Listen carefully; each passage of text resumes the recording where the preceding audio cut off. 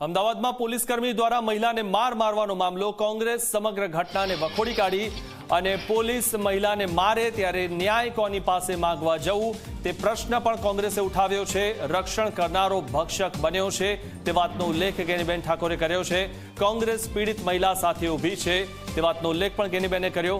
કોંગ્રેસ પીડિત મહિલાને તમામ મદદ કરશે તેવું પણ ગેનીબેને કીધું હતું।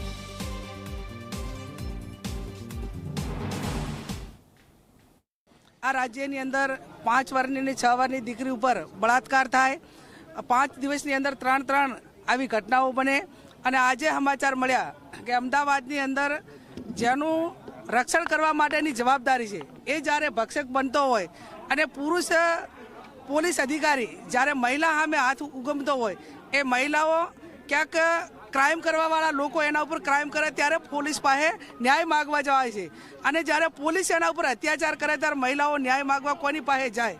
મહિલાની સાથે આ ઘટના બની એને અમે વખોડીએ છીએ અને જ્યાં જરૂર પડે ત્યાં મહિલાને મદદ કરવા માટેના પ્રયત્નો પણ અમે કોંગ્રેસ પાર્ટી વતી કરીશું।